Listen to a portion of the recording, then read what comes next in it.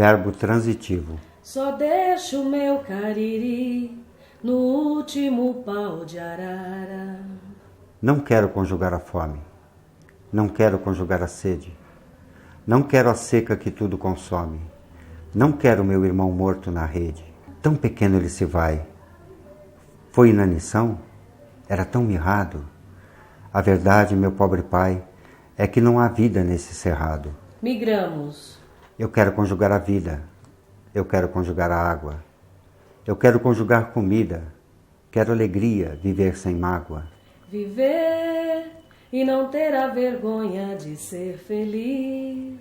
Já crescido, cheguei na cidade. Foi ilusão? Tenho trabalho e diversão. Isso sim é felicidade. Tem tudo que não há no sertão. Se pudesse, meu pai te buscaria. Pois aqui a gente tem valor. Até me casei com Maria, moça de bem, de nossa raça e cor. Maria, Maria é o dom. E o menino pai, o filho que eu sempre quis, como o avô foi batizado esteve. Será advogado, promotor ou até juiz. Terá o estudo que o pai não teve. Olha aí, ai o meu guri, olha aí. Mas um dia a coisa mudou. O insalubre me deixou incapaz. A doença Maria levou. E mataram o meu rapaz. Tão jovem ele se vai. Foi a polícia? Foi traficante? A verdade, meu pobre pai, é a maldição desse povo errante. Vida de gado. Eu quero voltar a ser menino. Não quero esse destino incerto. Não quero ser mais um Severino do João Cabral de Melo Neto. É a parte que lhe toca neste latifúndio. E se tenho direito a pedir, eu queria subjugar a má sorte antes de me despedir, pois estou voltando para o norte. Quem sabe faz a hora, não espera acontecer. Ah, como que é aqui? Aqui é bom. É bom e não é, né? Olha, é cada dia, né?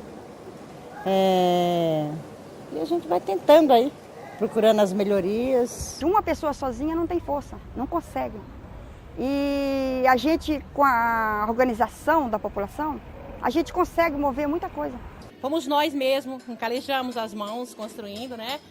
E esse nós é muito forte, porque se trata de coletividade, então nunca vou pensar em mim, e sim num coletivo, num todo. A minha paixão é a cidadania, ver o Sapopemba, não só o Sapopemba, outras regiões, esses jovens têm oportunidade mais concreta, né? E para se ter essa oportunidade concreta, tem que todas as associações se entrar num bloco só. O amor pelo pedaço onde que a gente se desenvolve, vive, para reivindicar melhorias e dizer assim, não, eu moro aqui, eu amo esse pedaço, eu quero que aqui modifique sempre para melhor, né? Só a pessoa mesmo vindo morar aqui que a pessoa vê como que é. Nós precisamos mostrar que o caminho é produzir, labutar todo dia. Acordar às 5, dormir à meia-noite, mas não importa, seja um trabalho, seja ele de limpar uma rua ou de escrever um livro. Então as pessoas dão os números das casas pra gente, nas ruas que a gente passa, e a gente passa durante a semana recolhendo nas casas que a gente tem. A gente leva a listinha dos nomes, né, dos números das pessoas, e nós passamos recolhendo. Aí a gente recolhe tudo, traz para cá, separa tudo direitinho e vamos para a rua de novo recolher. Depois que eles vêm para cá, que a gente separa, a gente vende ele, né, para o depósito que mandam para a usina. E o trabalho é dividido entre os catadores que estão aqui. É um projeto legal, né, meu? Onde nós ajudamos as pessoas ajudam nós. E a comunidade vai gostando do que nós estamos fazendo, né, meu? Eu mesmo, na época, estava desempregada, entrei também, né?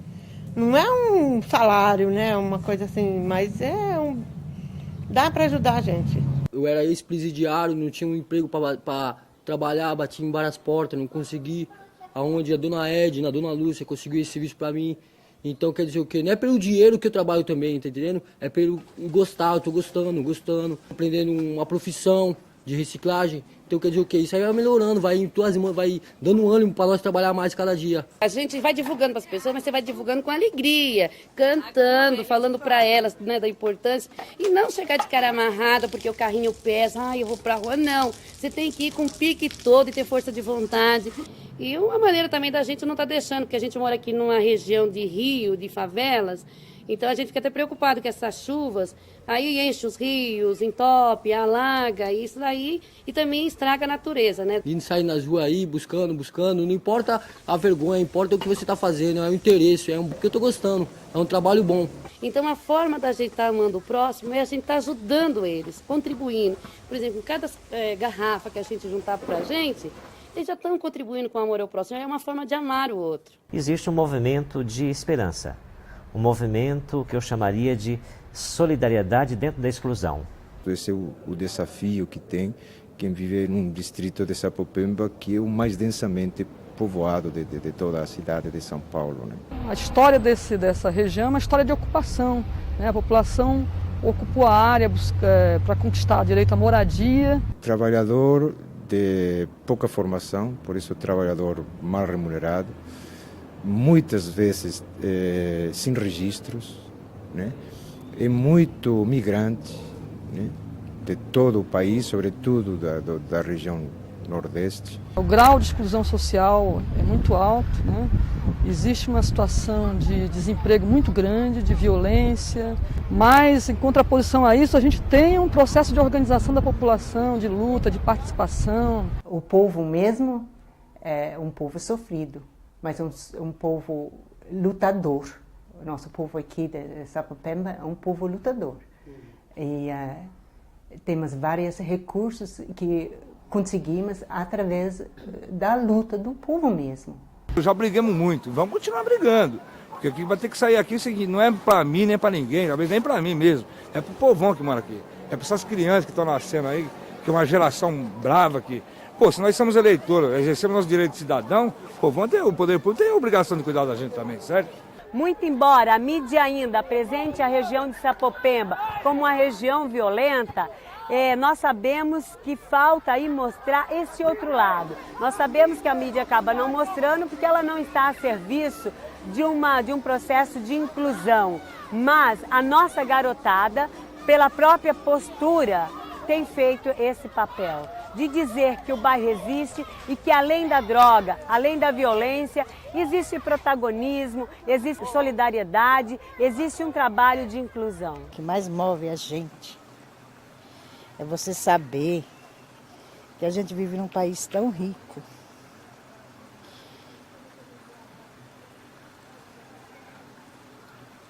Nosso povo vive numa miséria dessa.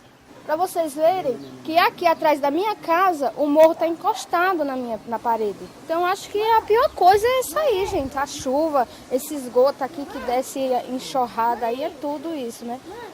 Perguntar como é que tá a vida? Então começando aqui. Oi, Cícero, tudo bom? Esse é o Cícero. Praticamente para viver lá no Pernambuco é difícil. Para mim aqui o cara faz um bico, faz uma coisa, faz outra e vai se virando. Parece que a gente está falando do fim do mundo quando se fala no bairro do Sapopemba, mais especificamente no Jardim Dona Sinhá, por causa que tem a má fama, por causa da violência. É bem verdade que existe a violência, mas isso não é privilégio só do Jardim Dona Sinhá ou de Sapopemba. É uma coisa que está aí impregnada toda a cidade e, por que não dizer, todo o Brasil, né?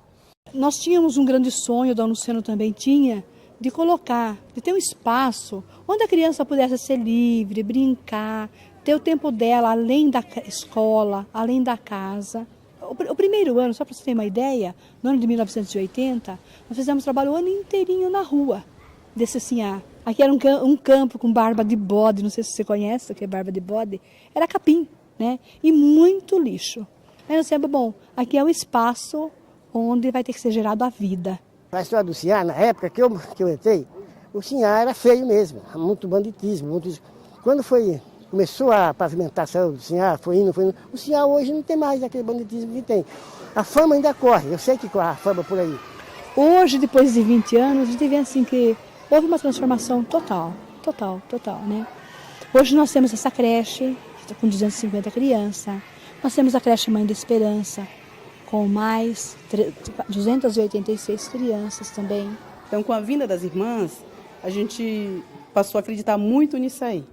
Em Deus, no amor, nas pessoas, acreditar que o bairro podia mudar, podia ser diferente. O nosso bairro tomou uma outra cara, um outro exemplo. Nós estamos muito contentes em participar da história do bairro. Então a importância é a dignidade humana, é a criança, o jovem, o menino, a mulher encontrar o seu lugar na sociedade, no bairro onde vive. Vocês acham que existe paixão maior do que ver uma criança transformar a sua vida? Você pegar uma criança, você educar na fé, você educar no amor ao próximo, você dar condições para ela ser verdadeiramente criança, para ela ter lugar, ter voz, ter vez. É esse o meu interesse de lutar até morrer pelo um bem-estar social, de um futuro melhor, olhando sempre o bem-estar da criança, né?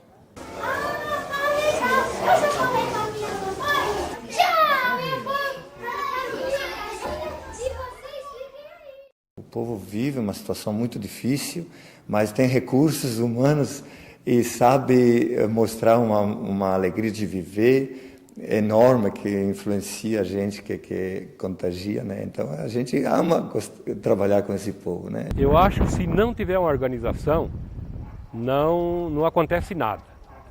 Se não tiver uma luta do povo mesmo, não tem como, porque o problema em São Paulo é muito, né?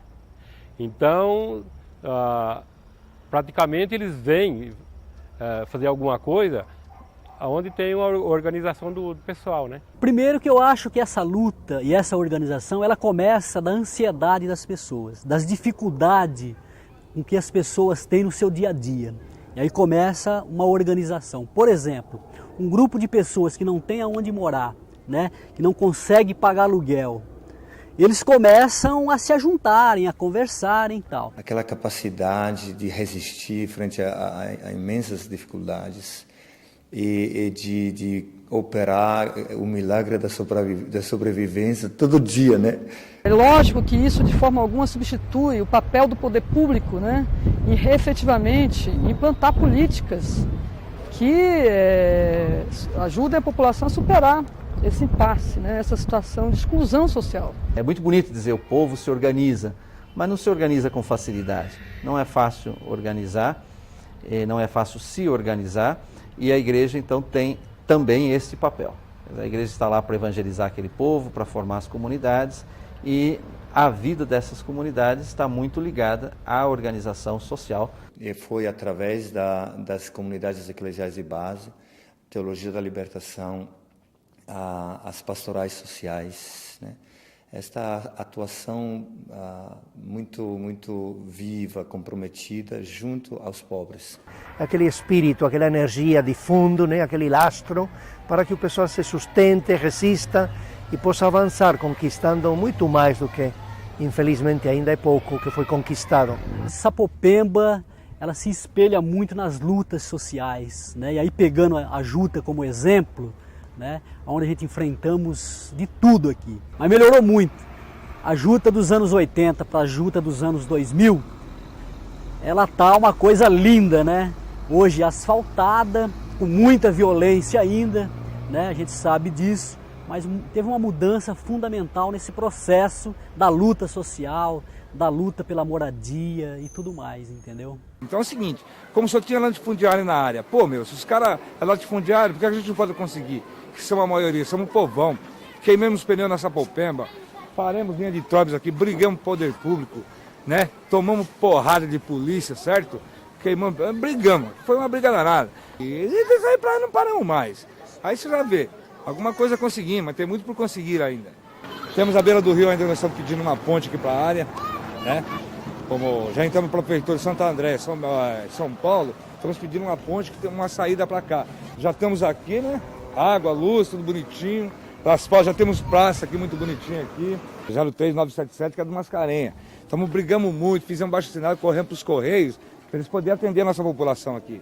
E de hoje em dia nós estamos bem servidos por eles, olha, Muito 10 também, viu? Uma outra conquista da gente aqui, ó. Sapopemba tem uma vantagem muito grande nessa questão da questão social, né?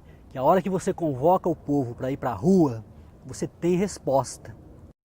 Quando nós iniciamos o Centro de Defesa em 1985, começamos a pensar nele, foi justamente porque tinha muita violência contra criança e adolescente, muito problema de abuso sexual, violência doméstica, exploração da prostituição infantil. E o centro nasce dentro desse contexto, justamente para tentar pensar a resposta para essa problemática. O trabalho principal do SEDECA é divulgar e fazer valer o ECA, o Estatuto da Criança e Adolescente. Então, nossa formação é nesse sentido, de formar escolas, de formar as famílias, de trabalhar junto à comunidade, junto com os conselhos tutelares e na promoção, criando alternativas para que essa garotada realmente tenha lapidado o diamante que existe dentro de cada uma delas, promovendo curso profissionalizante, educação e artes. O que está, essa imagem que passa no meu fundo, são atividades que acontecem em quadras de escolas públicas. Essa escola mesmo, antes de termos essas iniciativas, era uma escola que os finais de semana a garotada da região usava drogas aqui dentro. Você passava em volta, era cheiro de maconha, você encontrava cachimbo. Hoje não. Hoje, os rapazes que entravam para fazer uso de droga assistem às brincadeiras, participam delas. Por exemplo, eu como sou formado em Educação Física, tenho uma atividade com atletismo. Então posso estar chamando mais junto de mim, estar colocando na minha atividade, com os outros educadores que acompanham capoeira, oficina de jogos, dança afro, grupinhos de formação, de discussão, assistir um cinema, um filme, batendo um papo, que a gente chama de atividades meio. Aí a gente traz mais para próximo da gente e visita a família semanalmente, aí começa um atendimento mais gradativo, a gente faz visita na escola, fazer um acompanhamento com as professoras, como está indo na escola, e a gente tem ideias mais firmes da família, de tudo, né? Então a gente consegue fazer um trabalho apaixonado tentando dar uma virada nessa sociedade, né? Tudo que você planta aqui no SEDECA, no Sapopemba, a gente que somos voluntários e entidade, você vê que tem resultado. E a gente acredita que esse bairro ainda vai ser muito bom, sabe? Que lá na frente aqui ainda vai ter um espaço cultural, de repente pode ter um teatro. Tem muito talento nesses prédios, nos lugares aqui, tem muito talento escondido, aí a gente acredita que isso vai estar mostrando ainda, está aparecendo aí. A gente que está aqui no dia a dia sabe que a periferia tem uma cultura muito forte e as nossas criançadas também tem muita força de viver, tem muito sonho. O nosso grupo se chama Profilaxia do Gueto, é um nome meio científico que significa a cura, a prevenção de alguma coisa. E nada melhor a cura do que cair de cima para baixo, é dela começar da própria comunidade para cima. Se a gente quer crescer, a gente tem que começar a se curar antes de pensar em curar qualquer coisa. Informação, respeito e educação. Isso é hip hop para mim. E me ajudou muito em me afastar de pessoas pessoas envolvidas com drogas, roubo. Hip hop é vida, se resume tudo em vida, em Deus. Isso é o mais importante. Amar, crer, acreditar. Hip hop para mim se tornou fundamental. O hip hop para mim é você aprender, é você ensinar, é uma escola da vida. Eu andava também nas erradas e através da música eu aprendi muita coisa.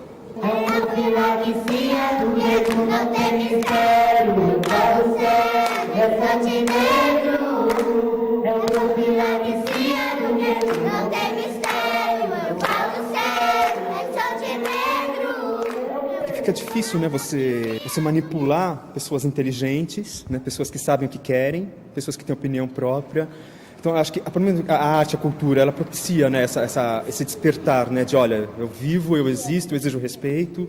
E a partir do momento que você tem isso, você não é feito de bobo, né? Você é uma pessoa mais consciente, você atua mais.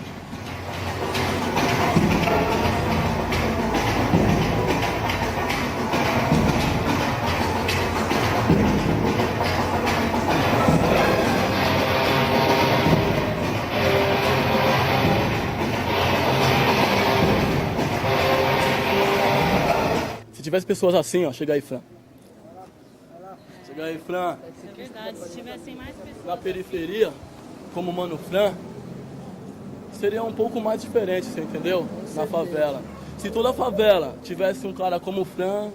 O Fran não, o Sedeca, todos os Sedeca, tá? Sedeca, XJ, Cantinho da Esperança, porque assim, são entidades que faz pelas crianças, pelos adolescentes e pela comunidade. Então, se todos pensassem igual e todos pensassem de igual para igual e como irmão, tudo daria certo. Então é eles também que me movem a essa força.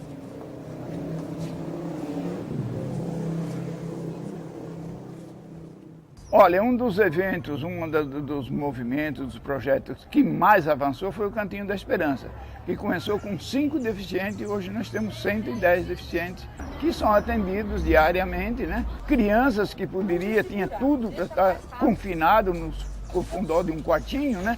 Estão dançando quadrilha. É muito emocionante ver aquelas crianças dançando quadrilha de cadeira de roda, dançando carnaval em cadeira de roda, com aquela alegria toda. Aqui nós faz plantação, nós mexo com jardinagem para plantar, nós moemos a plantação também para nascer o semente. Eu achava que eu não ia ficar aqui no Cantinho da Esperança, porque assim, eu sou uma pessoa muito emotiva. Eu achava que eu ia ter muita pena, ia ter muito dó das crianças, que eu não ia conseguir trabalhar, né? Mas enfim, hoje estou há 13 anos aqui no trabalho, né? Hoje estou super realizada, porque assim, além de trabalhar com essas crianças, elas são um exemplo de vida para nós, né? Eu era muito nervosa, agitada. Ninguém podia triscar em mim. Gosto de conversar, de falar, de tapeçaria. Eu gosto de ser amada. A importância de estar proporcionando a essas crianças portadoras de necessidade especial um espaço que ele não tem, porque não tem a escola adaptada para ele. Vai no hospital, tem um monte de barreira também, porque ele é portador de necessidade especial. A importância de poder oferecer a essas crianças o que eles têm direito e não dão a eles. O meu trabalho está sendo esse trabalho aí, ao qual vocês estão observando, que é a questão da área esportiva, né? A gente hoje nós investimos um certo valores do CDM em cima da criança, né? Que é para elas não ficar conforme foi colocada, ficar largada, exposta na rua e colocar ela no meio profissional ao qual elas tanto sonham, né? Em vez do pessoal estar investindo tanto em segurança e tanto e tal, que os comerciantes, a indústria investisse um pouco mais na área esportiva, né? Na área do lazer, do esporte, da educação e ter uma facilitação de levar ela para clubes maiores, que tem tantas crianças que solicitou isso daí para mim. Nos últimos anos, a luta pela vida, a luta pelos direitos humanos tem se setorizado. Então vamos ter lutas das mulheres, lutas dos negros, lutas da moradia, da saúde e assim por diante. O que a gente quer é que todos tenham condições de ter vida digna, de ter saúde, de ter condições de viver, porque a gente sabe que a pobreza é triste. Quando o Betinho veio a público e declarou a miséria total, né? Aí eu fui para a rua visitar, fui fazer o cadastro de várias famílias, né? O número de 180 famílias no estado de miséria total. Aí eu comecei a buscar ajuda, a receber colchão, coberta, agasalho, né? Calçado. E eu fiz a matrícula de todas as famílias pela ação da cidadania, né? E visitei, a gente distribuía as cesta básica na época.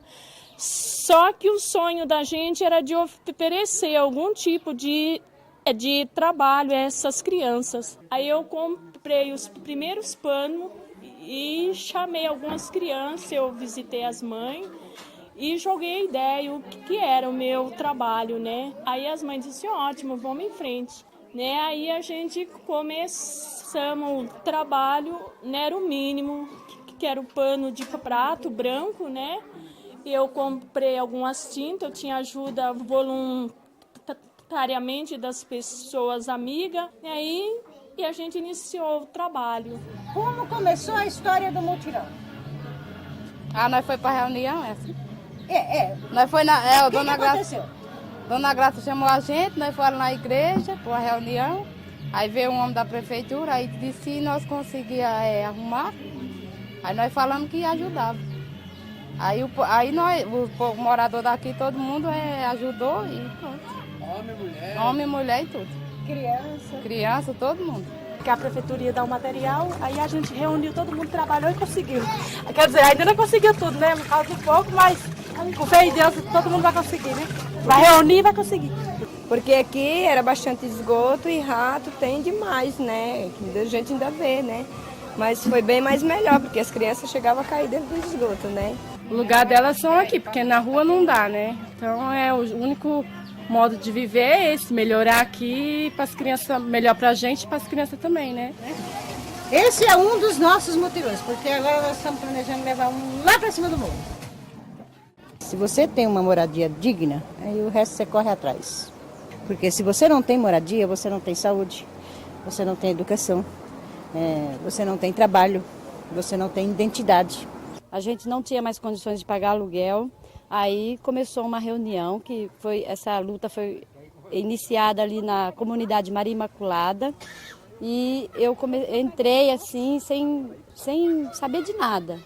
Aí eu vi que a minha esperança estava ali de ter minha moradia, né? O nosso mutirão é o seguinte, nós fizemos uma reunião e aí foi do senso de todos de nós pagar R$40 por mês e 30 horas semanal. Cada morador dava 30 horas semanal. Então nós trabalhávamos a semana, aquele pessoal que dava para trabalhar na semana, trabalhava. Os que não podiam trabalhar no fim de semana. Aí no fim de semana vinha todo mundo. Aí vinha a mulher, vinha o marido, vinha o filho, vinha todo mundo. Aí nós construímos. Cada pessoa que fez um determinado trabalho, fez do começo ao fim, entendeu? Então, por exemplo, eu trabalhei de carpinteira, entendeu?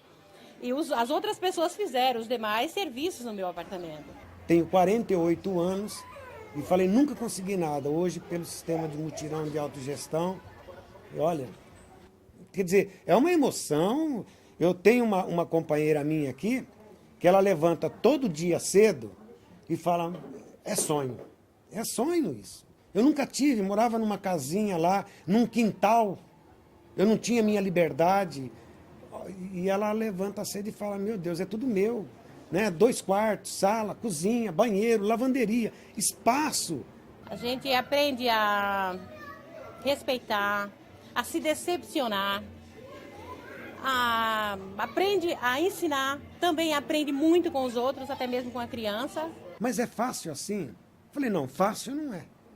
Né? Porque sempre nós temos a luta, a dor de cabeça, mas no final compensa. Terminando o mutirão, aí veio a ideia, nós começamos a buscar toda aquela discussão que nós fazíamos anteriormente, né?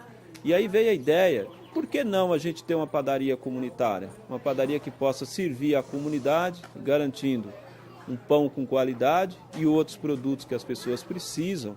A gente não poderia deixar a luta, né? Abandonar a luta, que a gente precisava também de um local de referência, para a gente bater um papo, conversar sobre política, sobre futebol, sobre religião, um espaço comunitário, né? Hoje a gente tem aqui esse curso de panificação e confeitaria, onde nós atendemos 40 jovens, meninos e meninas, de 15 a 17 anos e 11 meses, com esse curso de panificação e confeitaria. Foi um avanço muito grande. No canteiro de obra, era necessário você ter um espaço para aquelas crianças que as mães não podiam deixar em casa e tinham que vir para o mutirão trabalhar sábado e domingo, elas tinham que trazer a criança para o mutirão. Só que a criança não poderia e não pode ficar na obra. Então, na Juta não tem atendimento, então vamos atender, né? As pessoas não estavam prontas, a questão de formação para atender essas crianças, né? Isso me levou a fazer pedagogia, porque eu não conhecia nada de criança e eu estou querendo conhecer muito, a chegar até uma especialização em educação infantil. Passamos por vários processos para chegarmos hoje, né, 6 anos após, com uma visão que não é a visão só do cuidar, que é do educar. Senhor, minha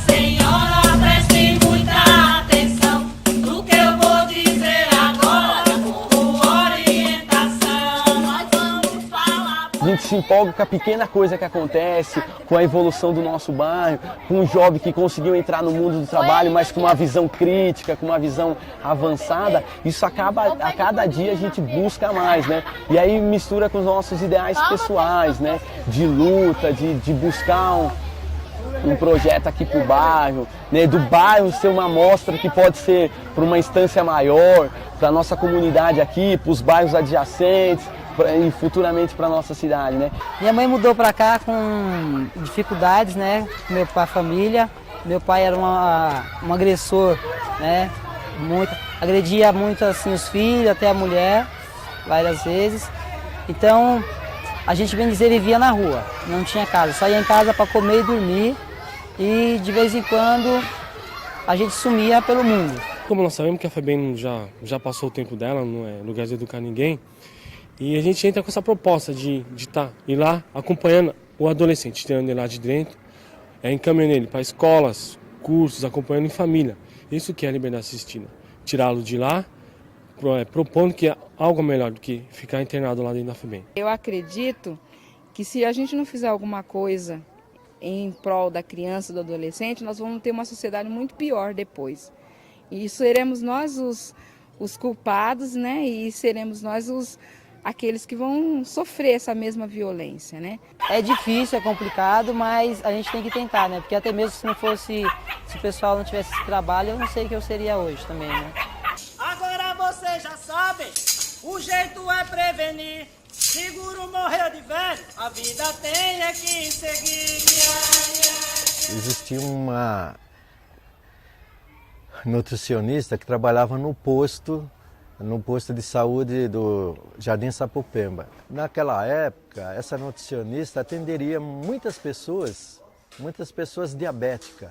E como aqui no bairro não tinha nenhum local, alguém que pudesse cuidar disso, eles se reuniram, o grupo de diabético, e resolveram montar uma associação. A gente já tem uma média mais ou menos de uns 95 associados, que eles pagam R$5 por mês. A gente está conseguindo, por exemplo, com esse dinheiro da arrecadação, a gente comprar as tiras, né, para fazer o teste, a lanceta, o álcool, mas ainda é insuficiente, porque você tem que pagar telefone, né? Você tem que pagar luz, água, uma secretária que ela ganha um salário também. Mas se a gente tivesse verba que desse para pagar todos os gastos, a gente nem teria associados, não cobraria de ninguém. Porque é um trabalho que a gente faz, não é todo mundo que faz, né? É de repente tirar aquele irmão debilitado, que veio das drogas, que veio de prisões, achando que a vida acabou, e a gente consegue transformar esse irmão. Um atendimento na alimentação, as terapias ocupacionais, né? Fazer com que a pessoa saiba conviver uma com a outra, uma entender a outra melhor, e até mesmo uma está ajudando a outra, para que a pessoa saia da depressão. Muitas vezes chega aqui deprimido, né? Sabendo que está com AIDS, e lá vem a depressão em cima. Em 77 eu descobri o vírus, né? E eu entrei em desespero, em pânico, né? Cheguei a ter depressão. E aí eu perguntava para as pessoas se alguém sabia, assim, do lugar que tem, assim, um grupo com o mesmo problema do meu. E lá no posto, onde eu me trato, descobriram que havia Casa Gávea. O alimento é doado pelas comunidades, para você ver que é um trabalho muito bonito e que envolve todo o pessoal do bairro, né? A alimentação. Nós temos as pessoas que têm, nós temos conta em banco, né? Então as pessoas muitas vezes não querem doar em alimento, eu quero fazer uma doação em dinheiro. Aí esse dinheiro é para nós pagarmos conta de água, conta de luz, o telefone e manter frutas, verduras, legumes, né? E a mistura, sabe? Nunca faltou nada, uma fruta, uma verdura. Mas eu acho que se faltar e não faltar o amor, o carinho para essa pessoa, ela vai se restabelecer.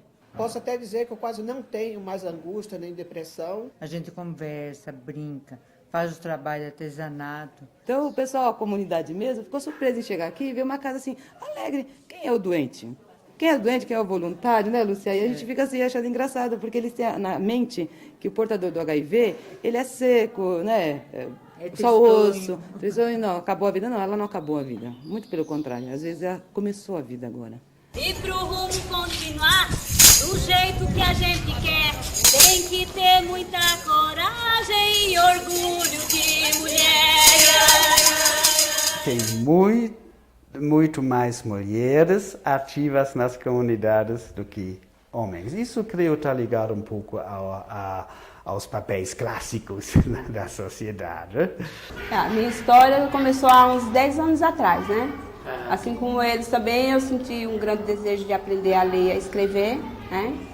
E me passaram a informação que aqui tinha alfabetização, né? Aí me interessei, aí eu vim aqui, fiz a matrícula e estudei, fiquei 1 ano aqui, né?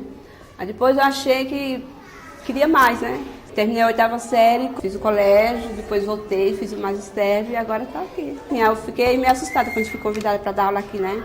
Eu falei, não vou conseguir, porque você aprender uma coisa e ensinar é outra, né?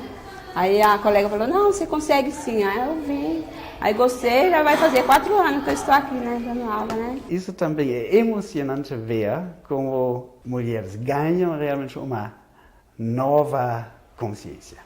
A gente vem aqui e nós não recebemos nada, a não ser o prazer de estar passando alguma coisa. As pessoas, para mim é mais do que eu estivesse ganhando, né? De ver eu passar alguma coisa e eles aprender, para mim esse já é o pagamento, né? Isso cria até dificuldades nas próprias famílias, com os maridos, um mais, outro menos machista. Conheço famílias onde realmente, diria mesmo, o marido se converteu e chegou a uma nova convivência familiar. Tem outros casos onde chegou até a separação, onde não era mais possível conciliar essa nova consciência com a imagem que ele tinha da sua mulher. Mas se vir alguma coisa, é igual eu falo, eu não vou ter o orgulho de dizer que eu não preciso, que nós todos precisam. Mas se não vir, nós continuamos dando aula, a mesma coisa. Não é o dinheiro que vai fazer eu parar de dar aula aqui, né? Igual eu falo, enquanto eu tiver vida e puder andar, eu venho aqui dar minha aula normalmente. A ideia é levar para a meninada uma alternativa em profissionalização, né? É trazer propostas que, de fato, tentem inseri-los no mercado de trabalho. Então, por isso que as linhas do programa não trabalham só com o mercado formal, mas também com o mercado informal. O que se percebeu é que os adolescentes estavam se perdendo nas drogas, a comunidade não atendia, não respondia às necessidades e os anseios que essa meninada tinha. Eles precisam trabalhar para se sustentar e sustentar os pais. Hoje no mercado de trabalho não existe mais emprego, mais carteira assinada, não se tem mais isso na sociedade. O que nós estamos vendo é a oportunidade de ter cooperativas, onde o adolescente vai poder criar alguma coisa e isso daí ser revertido para eles, né? Pintura, artesanato, marcenaria são coisas simples e que as periferias, que os bairros necessitam muito. Esse curso é de eletricista instalador residencial. Tipo, o professor ensina você a mexer com... ligar uma casa. Ele ensina como faz a ligação da tomada, das lâmpadas e tudo mais. Ensina a fazer emendas e tudo. É muito legal esse curso. Eu entrei aqui com 11 anos, né? Eu fiquei no centro de juventude, com educadores e tal. Aí, com 13, eu vim aqui para a sala de corte e costura, desenvolver o trabalho de corte e costura. Aí me deixou encarregada de coordenar o corte e costura na área da produção. O projeto funciona há 4 anos, no programa de qualificação profissional. Nós temos uma inserção de mercado da meninada em torno de 10% das turmas, né? Então a gente atende 150 por ano. Desses 150, 10 a 20 adolescentes estão de fato no mercado e progredindo, né? Então a gente vem acompanhando aqueles que estão indo para o mercado, como é que ele está se comportando nesse mercado, quais são as dificuldades que ele está tendo, tentando ajudar um pouco. O tráfico é a nossa realidade, né? Infelizmente, a gente convive com isso. Respeita eles, não pelo que eles fazem, mas pelo ser humano que ele é, né? E a maioria são molecadinha, né? que estão nessa daí por não ter um meio de se sustentar, né? Não ter um emprego. Os traficantes sabem que nós não apoiamos esse tipo de prática e o nosso diálogo com os traficantes é: se algum adolescente ou jovem quiser sair desse circuito, é preciso que isso seja permitido sem que ele sofra ameaça de morte, sem que a família tenha que se mudar do local. Essa relação nós já conseguimos estabelecer, que é muito importante. Outro problema é que cabe ao governo de estado a política para o tratamento de drogaditos. Infelizmente, veja, com tanto tempo aí de governo, nós ainda não temos essa política pública. E o Centro de Defesa praticamente tem poucos recursos para investir em um tratamento de adolescente. Fazemos, mas de forma quase que paliativa diante do tamanho da problemática. O que consagra o Sapopemba é exatamente a resistência. Eu comparo com um indivíduo que quer encontrar o miolo de uma cebola. E para encontrar o miolo da cebola, vai ter que descascá-la. Para tirar aquelas capas, ele perde muita lágrima. A cebola faz com que as lágrimas escorram. Então ele vai em busca desse miolo, vai tirando as cascas e perdendo lágrimas, gastando lágrimas para chegar ao miolo. E essa resistência que leva à esperança de um dia encontrar esse miolo. E o que eu posso dizer, que ainda tem muita casca para tirar e muita lágrima para correr, e talvez não chegue ao miolo até mesmo porque a cebola não tem miolo. Aqui é a Glober Rocha. Essa rua, como várias ruas aqui do nosso bairro, ela tem problema de saneamento básico, asfalto, iluminação. A gente tem vários problemas aqui no nosso bairro. Olha, Glober Rocha, o que eu vejo falar, foi um dos maiores cineastas do nosso país. E hoje tem uma rua dessa, nesse tamanho, um bairro desse, com o nome dele, numa situação dessa. Eu acho que está na hora de a gente lutar para melhorar uma rua dessa, que tem o nome de um grande cineasta do nosso país. Quer dizer, uma região como essa merece e deveria ter os melhores profissionais de todas as áreas, principalmente policiais, que pega já, vamos dizer assim, a ponta do iceberg. O policial entra quando todas as outras políticas deixaram de funcionar. Então, juntando todo esse descaso das outras políticas públicas e mais o despreparo e a corrupção da Polícia Militar e Civil que atuam na região, tudo isso somado faz com que a criminalidade tende a aumentar a cada dia. Então a violência existe? Existe. Né? Mas não é uma coisa que impeça do pessoal lutar, do pessoal estar aí atuando, o pessoal querer modificar isso. Não precisa mostrar mais nada, se só mostrar isso daqui, isso é uma violência. Né? Isso é uma violência contra o ser humano, contra a dignidade do homem, da mulher, de todo mundo. Isso é uma violência. Você morar numa condição dessa é uma violência tremenda. Né? Uma violência que atinge não o físico, mas atinge muitas vezes até a alma da pessoa. Né? A pessoa se sente humilhada, desprezada, mínima diante de estar numa situação dessa. Né? Às vezes vai procurar um emprego, chega lá só porque está com um sapatinho rasgado. Não pode comprar. Chega ali mal arrumadinho, que não tem uma roupa boa para vestir. A firma olha para aquela pessoa e fala assim, nem vem pegar esse coitado aí. Despreza, porque está mal vestido. Mas é um trabalhador que está ali implorando um emprego, implorando uma casinha para morar. Eu tive oportunidade de contar com a possibilidade de estudar. E nós que vimos de uma classe menos favorecida, que podemos ter esse acesso ao conhecimento, temos que dar esse feedback, temos que dar esse retorno para a nossa comunidade. É só essa troca que vai fazer com que nós saiamos dessa situação de exclusão. A consciência é tudo, né? Eu acho que nós não podemos repetir o que faz aqueles que têm o poder, aqueles que têm o capital na mão, né? Eu acho que as famílias carentes, famílias pobres, têm que se organizar, têm que buscar formação. Inclusive, tem gente aqui nessa rua que já está fazendo faculdade.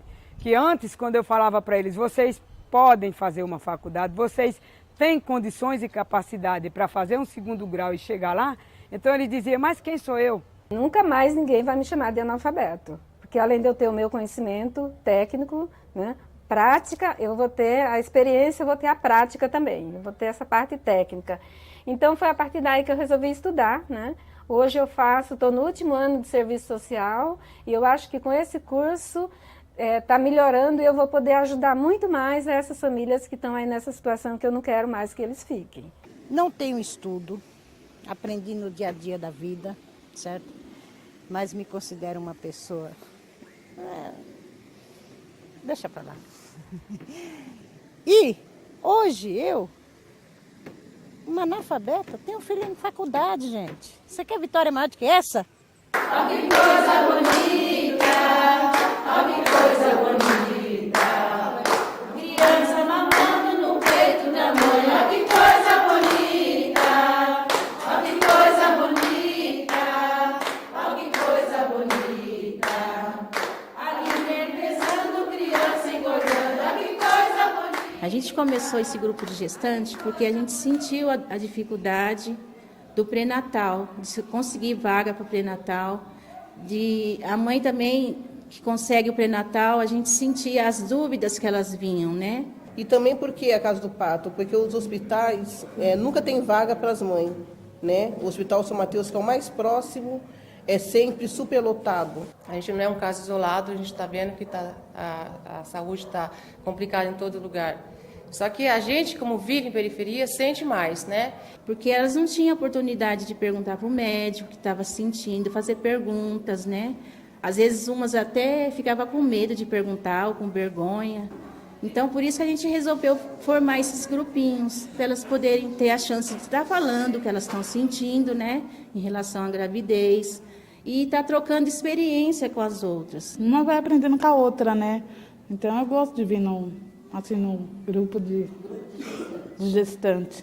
A gente consegue passar muita coisa, muito carinho, muito amor pro nenenzinho da gente também, né? Porque aqui elas dão muito carinho pra gente. A gente aprende muita coisa, além de escutar o coraçãozinho, de pesar, né? E de medir a pressão.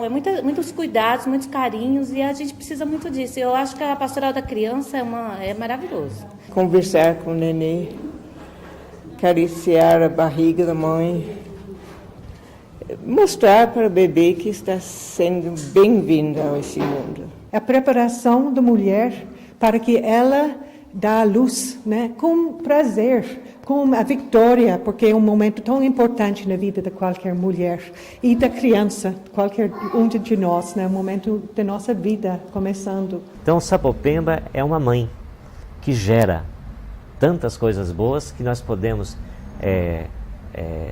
somar os outros bairros da cidade.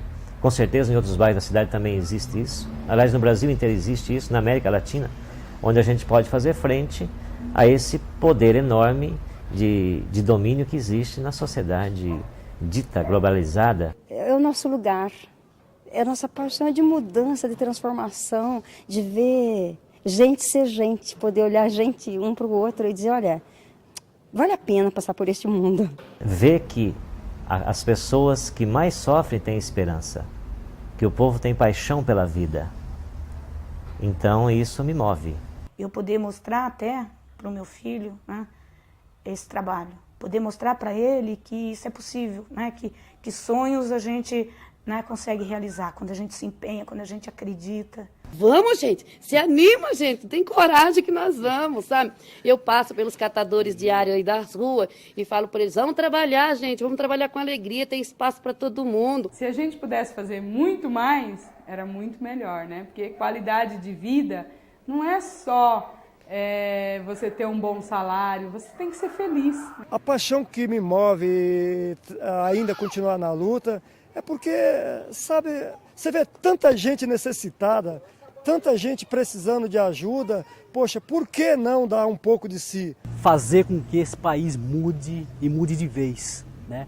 Onde os pobres têm o mesmo direito que o rico, onde o favelado, né, tem os mesmos direitos daqueles que moram no Morumbi. É difícil isso? É uma utopia? É, mas eu acredito nela. Às vezes eu entrei na justiça para defender família, entrei em fórum, num monte de órgãos públicos, graças a Deus eles me ouviram e eu fui bem atendida porque eu não estava reivindicando realmente o meu direito, mas o direito de outra pessoa ou era uma criança, uma pessoa doente, ou uma pessoa excluída da sociedade, né? E eu ia com amor e carinho e dizia, olha, eu te peço, por favor, que você ouve eu, né? E quando eu vinha para casa de toda aquela luta, eu pensava, mas quem sou eu? Né? E fiquei com isso muito tempo. Eu não me conheço, não sei o porquê que eu faço tudo isso, né? Aí eu falei, eu vou procurar um tratamento para mim descobrir. Aí eu encontrei uma pessoa amiga que chama Marilene, era uma psicóloga. Eu contei a minha história para ela, né? E na época eu chorava muito quando eu via o sofrimento das famílias, mas eu reagia, além do choro eu reagia. Aí eu falei, eu preciso de saber se é normal ou não, né? Aí ela conversou, eu contei a minha infância, a minha adolescência, como era a minha família, como a gente foi criado. E ela disse assim, olha, você pensa um pouco e reflete, né? Para você refletir, né, a tua vida. Aí eu comecei a minha infância, a minha adolescência e falei, poxa vida, o caminho é esse mesmo. Eu quero e gosto do que faço, né? E ela me ajudou muito, porque aí, em vez de eu chorar junto, não, eu comecei a reagir e sabia que eu estava resgatando alguém, né? E que esse alguém que eu ajudaria era o meu passado.